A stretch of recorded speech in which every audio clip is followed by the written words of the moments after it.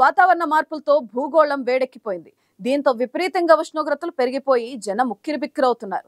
తాజాగా ఐక్యరాజ్య సమితి చేసిన హెచ్చరికలు మరింత ఆందోళనకు గురిచేస్తుంది. గురూజీ రామ్ నారాయణ్ జీ ప్రపంచ ప్రఖ్యాత జ్యోతిష్యులు ఇప్పుడు మన హైదరాబాద్ లో ఎటువంటి సమస్యలకైనా తక్షణ పరిష్కారం చేయబడును. సంప్రదించండి 96651137 9000004357.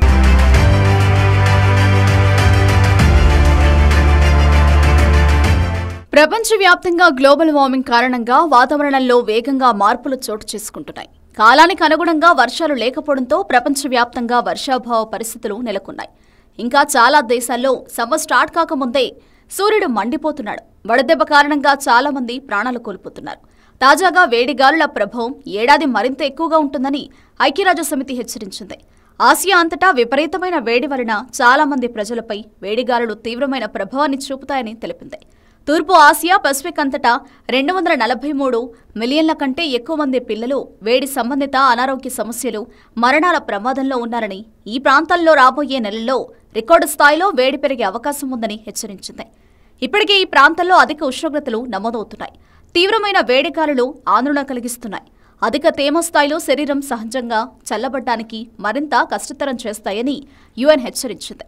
యునైటెడ్ నేషన్స్ చిల్డ్రన్స్ ఫండ్ ప్రకారం పెద్దవారితో పోలిస్తే పిల్లలు వేడిగాలులకు ఎక్కువగా అనారోగ్యానికి గురయ్యే అవకాశం ఉందని తేలింది. ఎందుకంటే వారు ఉష్ణోగ్రతను తక్కువగా నియంత్రించగలుగుతారు.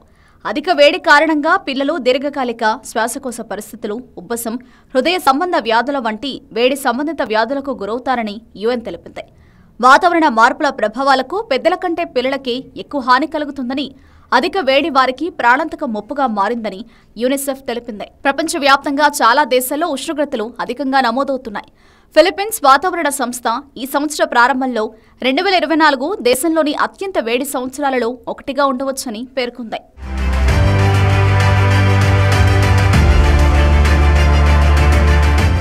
వాతావరణ మార్పుల కారణంగా చిన్నారుల ప్రాణాలకు ముప్పు వాటిల్లుతుందని యుఎన్ తెలిపింది. కనీసం 24.3 కోట్ల మంది పిల్లలు దీనివల్ల ఎఫెక్ట్ అవుతారని అంచనా వేసింది. గతంతో పోలిస్తే ఈసారి ఉష్ణోగ్రతలు పెరగడంతో పాటు వడగాలులు ఉక్కిరిబిక్కిరి చేస్తున్నాయి. ఉక్కపోత కూడా పెరుగుతోంది. ఈ వడగాలుల నుంచి చిన్నారులను కాపాడుకోవాల్సిన అవసరం ఉందని స్పష్టం చేసింది. దాదాపు 10 ఏళ్లుగా మార్చి నెలలో ఒక సంవత్సరానికి మరో సంవత్సరం ఉష్ణోగ్రతలు రికార్డు స్థాయిలో నమోదవుతున్నాయి. పసిఫిక్తో పాటు తూర్పు ఆసియాలో వాతావరణ మార్పులు ఎక్కువగా కనిపిస్తున్నాయి.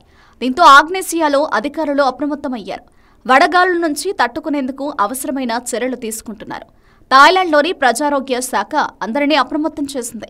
ఈ వారం రోజుల్లోనే వడదెబ్బతో 2 ప్రాణాలు కోల్పోవడం వల్ల ముందస్తు జాగ్రత్తలు తీసుకునేందుకు సిద్ధమవుతోంది. ఇటు ఫిలిప్పీన్స్లోనూ ఎండల తీవ్రత ఎక్కువగా ఉండడం వల్ల స్కూళ్లకు సెలవులు ప్రకటించారు. ఆన్లైన్ క్లాసెస్ తీసుకోవాలని ఆదేశాలు జారీ చేశారు అధికారులు. ఈ ఏడాది ఫిలిప్పీన్స్లో రికార్డు స్థాయిలో ఉష్ణోగ్రతలు నమోదయ్యే ప్రమాదముందని అక్కడి వాతావరణ శాఖ హెచ్చరించింది. చిన్నారుల ఆరోగ్యంపై దృష్టి సారించాలని వెల్లడించింది. ఇళ్లలో ఎయిర్ కూలర్స్ పెట్టుకుని వాతావరణం చల్లబడేలా చూసుకోవాలని సూచించింది.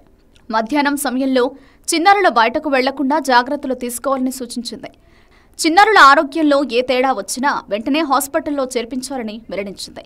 యూనిసెఫ్ అంచనాల ప్రకారం ప్రపంచవ్యాప్తంగా ఉన్న 200 కోట్ల మంది చిన్నారులు 2050 నాటికి వడగాలుల ధాటికి అల్లాడిపోతారని తెలిపింది.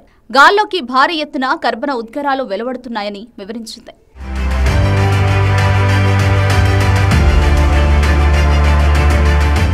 కాలాలకు అనుగుణంగా వాతావరణంలో వేడి పెరగడం సాధారణ ప్రక్రియ. మార్చి, ఏప్రిల్, మే నెలలు, కొన్నిసార్లు జూన్లోనూ అధిక ఉష్ణోగ్రతలు ఉంటాయి. వర్షాకాలం వాటిని చల్లబరుస్తుంది. కానీ సాధారణ కంటే వర్షాలు తక్కువగా కురిసినప్పుడు మాత్రం వాతావరణ వేడిగా ఉంటుంది.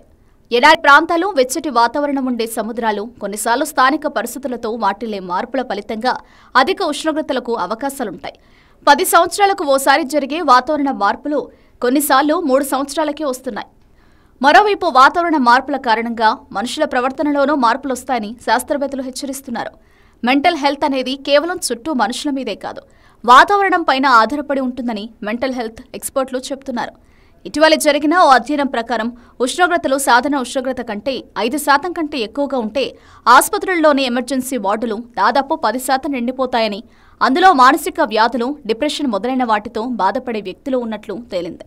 ఎండవేడిని తట్టుకోలేక యాంగ్జైటీ ఫీల్ అవ్వడం, చిన్న చిన్న వాటికి అతిగా ఆలోచించడం, తమకి తామే హాని చేసుకోవడం లాంటి లక్షణాలు బయటపడుతుంటాయి.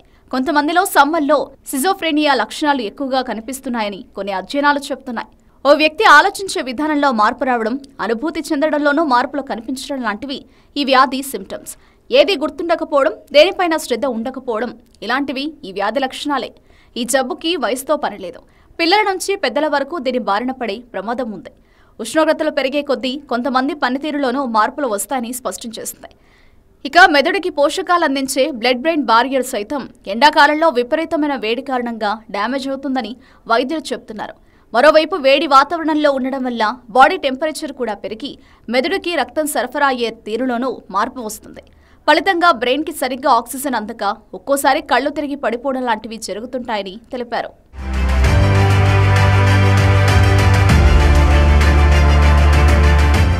గతంలో హార్వర్డ్ యూనివర్సిటీకి చెందిన పరిశోధకులు అత్యధిక ఉష్ణోగ్రతలు ఉన్నప్పుడు మన బ్రెయిన్ ఎలా పనిచేస్తుంది అనే దానిపై పరిశోధనలు నిర్వహించారు.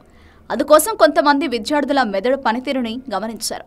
ఒక్కసారి ఉష్ణోగ్రత పెరగడం మొదలవగానే అప్పటి నుంచి బ్రెయిన్ బ్లాంక్ అయిపోయింది. కళ్ళు మసకబారిపోయాయి. ఆ విద్యార్థుల్లో కొందరు కన్ఫ్యూజ్ అవ్వడం, మాట్లాడిందే మాట్లాడడం లాంటి లక్షణాలు కనిపించాయి. కొంతమందిని ఇండోర్లో సెంట్రల్ ఏసీలో టెస్టు చేశారు. వాళ్ల మెదడు పనితీరు బాగానే ఉంది. ఈ ఫలితాల ఆధారంగా వేడి ఎక్కువగా ఉంటే అది మనుషుల మేధస్సుపైన ప్రభావం చూపిస్తుందని ఆ సైంటిస్టులు తేల్చి చెప్పారు. బాడీ డీహైడ్రేషన్ అయిన వెంటనే అది నేరుగా బ్రెయిన్ పైన ఇంపాక్ట్ చూపిస్తుందని తేలింది. ఆ సమయాల్లోనే ఎక్కువగా న్యూరో సమస్యలు వస్తుంటాయి. ఈ సమస్య నుంచి బయటపడాలంటే ఎండాకాలంలో నీళ్లు ఎక్కువగా తాగాలని వైద్యులు స్పష్టం చేస్తున్నారు. హైడ్రేటెడ్గా ఉంటూ మెదడుని చాలా జాగ్రత్తగా కాపాడుకోవాలని సూచిస్తున్నారు.